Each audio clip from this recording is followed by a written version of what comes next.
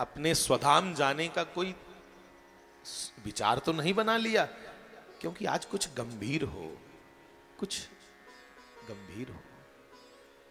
कहा दारुक, रथ प्रवास क्षेत्र की ओर ले चलो। द्वारिका से निकाल करके रथ समुद्र तट पर एक क्षेत्र है, प्रवास क्षेत्र, वहां श्री कृष्ण का रथ लेकर के दारुक पहुंचे।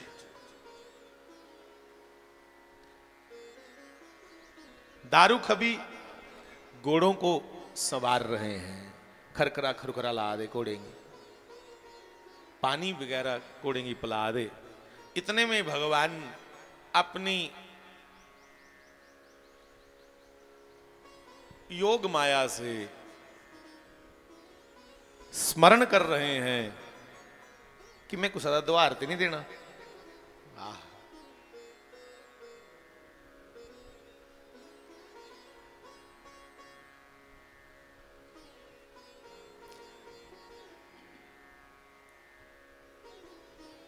किसी का कोई कर्जा तो नहीं रहता। महाराज जी ने भी समाधि लेनी थी ना, तो पूछा था गांव के एक दो लड़कों से कि अड़िया मैं कुछ दो आरती नहीं देना। तो हंसते हुए उन दोनों लड़कों ने कहा कि शास्त्री जी एक कदे नहीं हो सकता कि तुसें कुछ देना हुआ है। हाँ, अस सारे तुंदे कर्जा हुए ये दिया, हम तो कर्जदार हैं आपके, जितना आपने दे दिया ये तो जिंदगी क्या कई जन्म ले लें फिर भी चुकता नहीं कर पाएंगे, और हो भी ना, वो है भी नहीं, ये ऋण से मुक्त होना ही नहीं चाहते हम। आज कृष्ण ने मन ही मन विचार किया कि मैंने किसी का कोई कर्जा तो नहीं देना, कोई पिछला दो आरत नहीं रुंदा, मकाइए जन्ने। और साहब उसी समय स्मरण आया, ओ बाली, मैंने बाली को छुप के बाण मारा और मेरी ही आज्ञा से वही बाली आज एक व्याध बन करके आया है।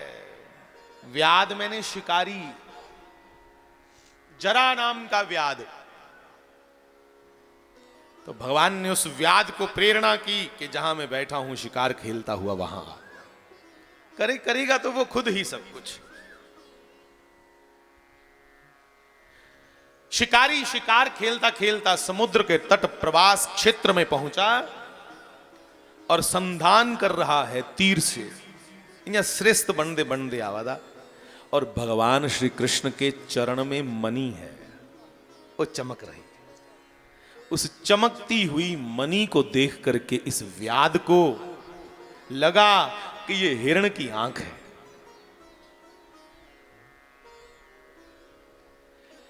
उस बरगद के पेड़ के नीचे भगवान ऐसे बैठे हैं, हा?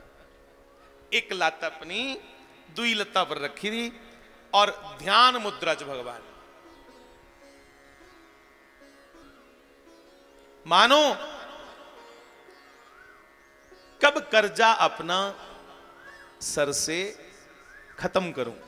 कर्जा मकान बैठे थे कि फटाफट वो आवे जो द्वार देना उसी दे मकाचेगा।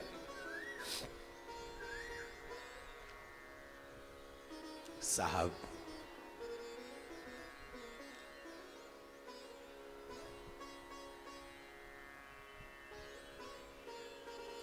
जरा नाम का व्याध आया और श्री कृष्ण के श्री चरण कमल में चमकती हुई उस मणि को देख करके, हिरण की आंख समझ करके, तीर को संधान करके बाण छोड़ा। हालांकि शास्त्र कहता है, शास्त्र की आज्ञा है कि भगवान जब जब पृथ्वी पे आते, भगवान को कोई भी दिव्य अस्त्र शस्त्र भेद नहीं सकता ना। भगवान दे शरीर की कोई किस्म का अस्त्र शस्त्र आर पार नहीं हो सकता, क्योंकि सभी शस्त्रों में जो शक्ति है, सभी अस्त्रों में जो दिव्य शक्तियां हैं वो उसी से तो मिली हैं।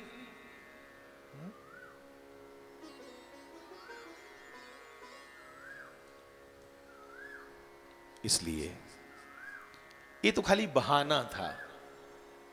उस व्याध ने तीर छोड़ा, श्री कृष्ण के चरण कमल से तीर स्पर्श हुआ और नीचे गिर गया, और भगवान ने बहाना बना लिया,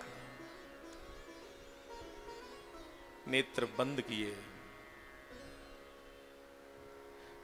अपने स्वधाम गोलोक धाम में वापिस जाने लगे। इतने में शिकारी दौड़ता हुआ आया कि शिकार वहां पड़ा होगा, हिरण। तो वहां देखा श्री कृष्ण के चरणों में तीर लगा और मेरा तीर नीचे पड़ा है। ये राम राम, ये तो द्वारिकाधीश भगवान हैं। चरण पकड़ लिए दौड़ के और रो रो के कहने लगा कि मुझे करोड़ों करोड़ों साल नरक मिलेगा ठाकुर, मैंने अपराध कर दिया, शिकार समझ के तुम्हारे चरणों में बाण मारा, मुझे क्षमा करना। तो यहां लिख दिया सूरदास बाबा ने,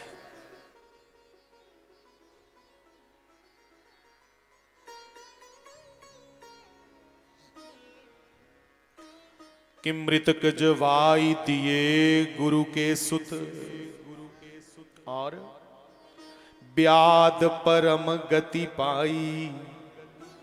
भगवान ने जब उस रोते हुए व्याध को, शिकारी को देखा तो मुस्कुराए, कहा पुत्र तुसी आखना भगवान पुत्र के लिए आखा दे भगवान ते दिखने जियां लगा दे 16 वरे दे। भैया भगवान उस समय 125 साल के थे, पर देखने में आज भी श्री कृष्ण ऐसे लगते जैसे कोई 16 साल का हो। भगवान को कभी भी बुढ़ापा नहीं आता, वो अपनी इच्छा से आते हैं और अपनी इच्छा से जाते हैं। कभी देखा आपने भगवान को दाढ़ी मूछ? नहीं। क्यों नहीं देखा? क्योंकि भगवान कभी भी 16-18 वर्ष की आयु से ऊपर नहीं होते। शरीर की अवस्था उतनी रहती है, आयु भले। भगवान राम 13,000 साल तो श्री रामचंद्र ने राज्य किया, 13,000 साल। कई जगह 11,000 साल का वर्णन है, तो चलो 10 ही लगाओ, पर 10,000 साल राज्य करने के बाद भी रामचंद्र भगवान 25 साल के लगते थे। इन्हें लगता 25 साल का जवान बैठे था कोई, क्योंकि भगवान पे बुढ़ापा नहीं आता। वो अपनी इच्छा से जाएंगे जब जाएंगे, वो बुढ़ापे में घिर करके नहीं जाते। हम लोग हैं, हमें जरावस्था आ जाती है, सानू इयां लई पुंदा आस्ता आस्ता शरीर पुराना होना। कल मुझे कोई कह रहा था कि आप पर जो अवस्था 20 साल बाद आनी चाहिए थी वो आज लग रही है। मुझे कोई कह रहा है कि 20 साल बाद चा तुंदे ऊपर जड़ी अवस्था आनी चाहिए थी, मतलब शरीर इन्ना कमजोर पुआ था, ये तो तुस पहले के लई पे कमजोर हो। तो मैंने कहा भैया आलसी लोग हैं, वर्जिश करते नहीं, हाँ लोगों को कहते हैं, खुद करते नहीं, ना भजन करने या ना वर्जिश करने या। तो एक और भी बात मन में आती है कि जो जितना भोगी होगा वो इतना रोगी होगा। हो सकता है कि जीवन में हमने ज्यादा भोग ही भोगे हों, इसलिए रोग सता रहे हैं आज।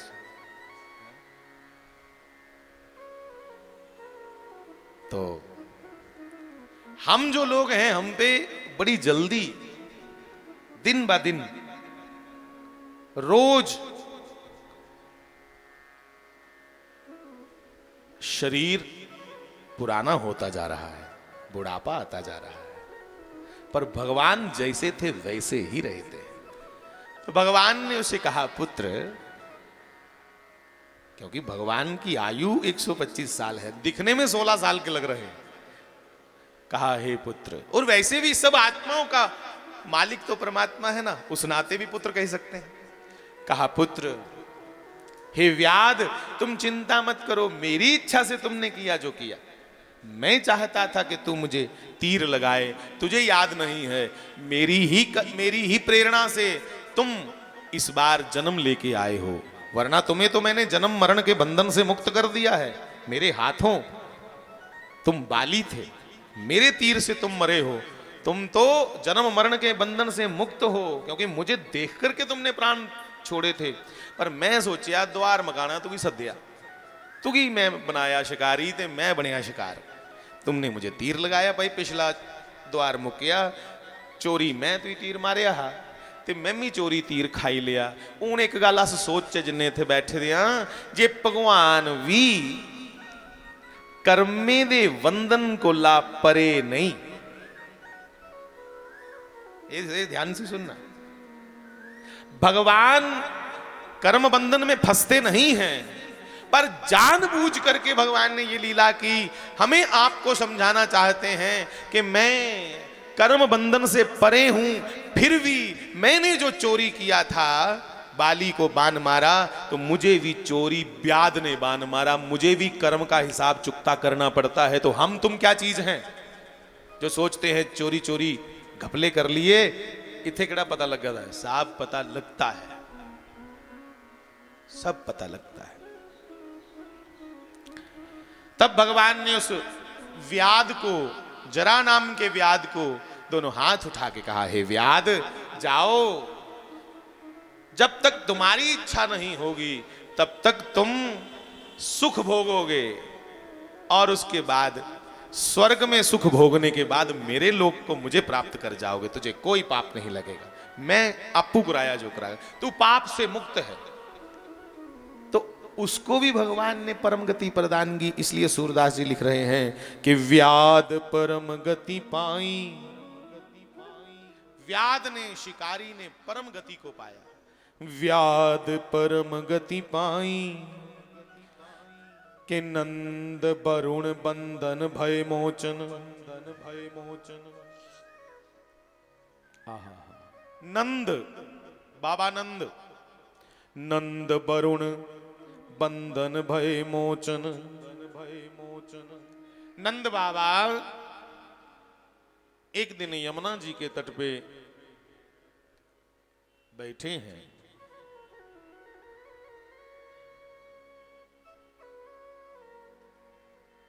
थोड़ा कीर्तन कर ले जिन्हें चिर कोई उठा था कोई बैठा था, ताकि मन टिका रहे। सत्संग के समय भैया ये सब मत करा करो, और सेवादार भी इधर से उधर, उधर से उधर मत जाया करो। सत्संग के समय सिर्फ सत्संग।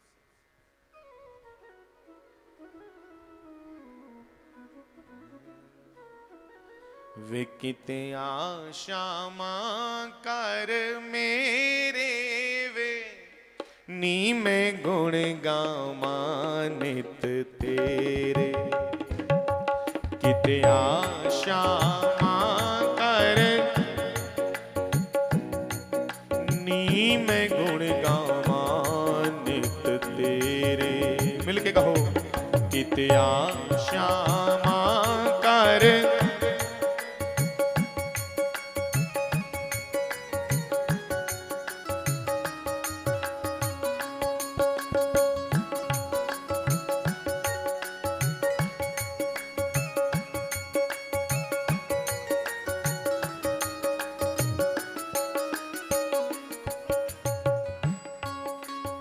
सुनो, आज कोई हस्ताक्षर किए आपने?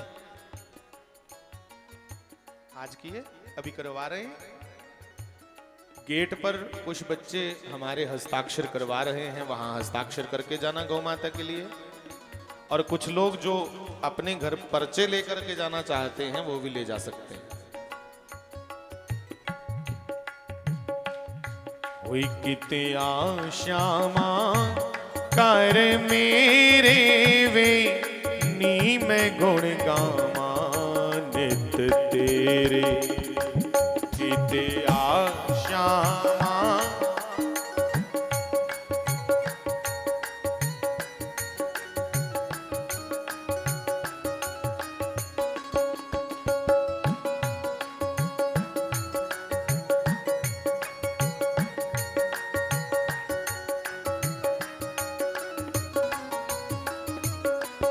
तूते कुवजा दे कर पसियों वे, तूते कुवजा दे कर, तूते कुवजा दे कर दसियों में तू ते कुवजा सानू पता न अपना दसियों में तू ते कुवजा दे कर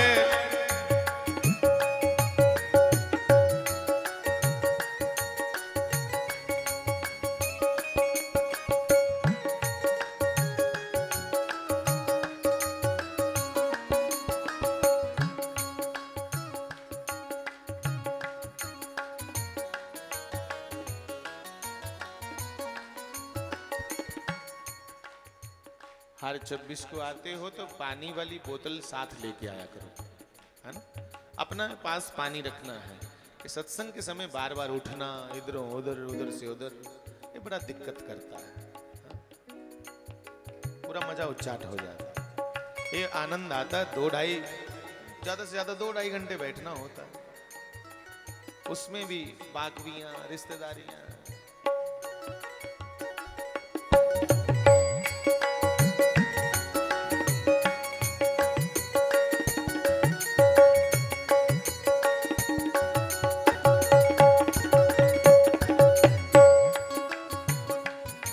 तो जल सूत अपने साथ रखना और दूसरा मौन। पानी और वाणी दोनों संभाल के रखनी है।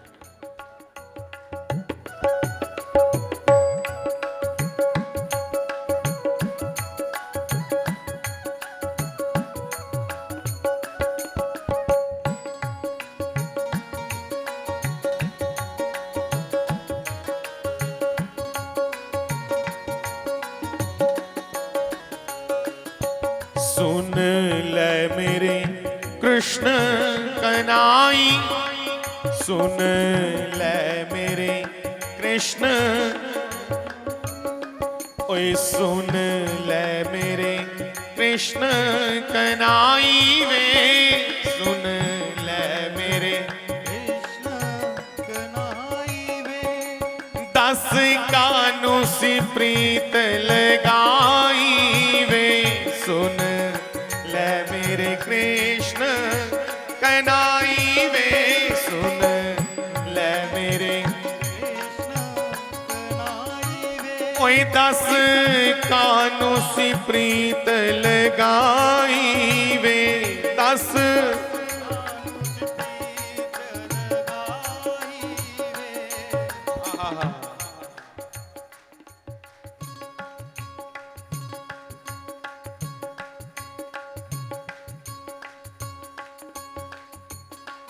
वे तू लगियां तोड़ निभाई, लगियां तोड़ निभाई वे तू लगियां तोड़ निभाई वे, नीति आशा कर मेरे, ओए किते आशा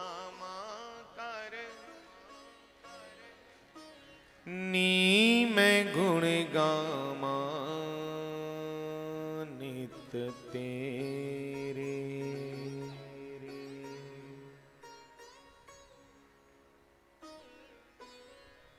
कि नंद वरुण बंदन भय मोचन, सूर पतित सरनाई, सूर पतित सरनाई। कहा जिसने नंद बाबा को जल का देवता वरुण नंद बाबा को पकड़ के ले गया, नंद के बंधन को सुन के कि नंद दिख नहीं रहे, यमुना जी में स्नान करने गए थे, तो वरुण के दूत पकड़ के ले गए। ये तो नहीं बताया, पर ये बताया सबने श्री कृष्ण को कि यमुना की ओर गए, नहीं दिखे। तो कृष्ण ने दूसरी बार फिर यमुना में छलांग मारी। एक बारी तो उल्ला मारी ना जिले काली नाग नथ्या, ये दुई बारी मुड़िए छाल मारी।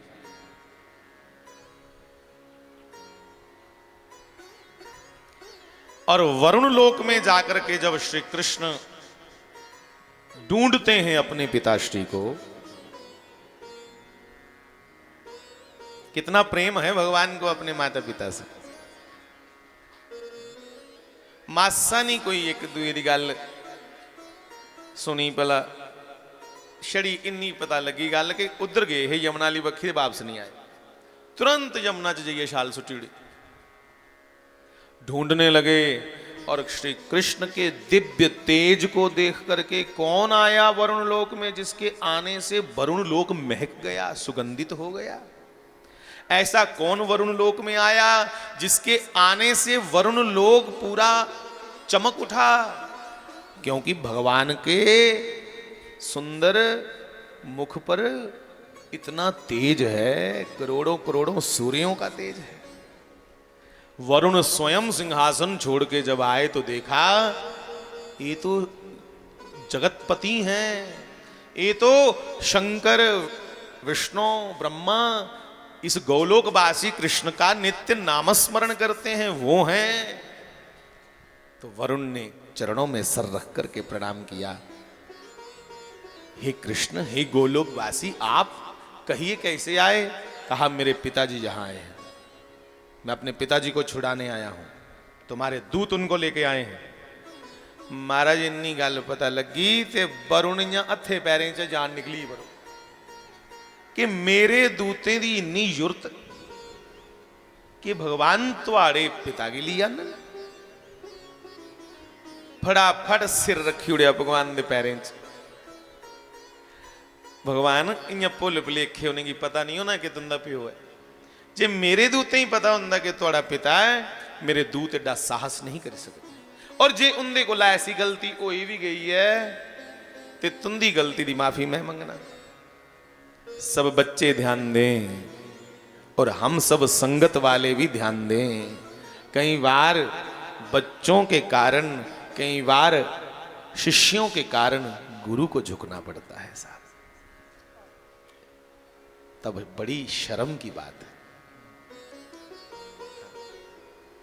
वरुण स्वयं अपना सौभाग्य मानते हैं कि कृष्ण के चरणों में मेरा मत्था लगा तो पवित्र हो जाएगा, पर माफी किसके लिए मांगनी पड़ी? अपने क्रिंदे ने जड़ी अगे, अपने मेरे दूत अगर गलती कर बैठे तो नाथ मैं माफी चाहता, तुम्हारे पिता मेरे भी पिता हैं, तू जगत पिता है और जगत पिता का पिता, वो तो जगत पिता हुआ ना। जैसे महाराज जी की मां भाभी जी पूरी संगत की भाभी,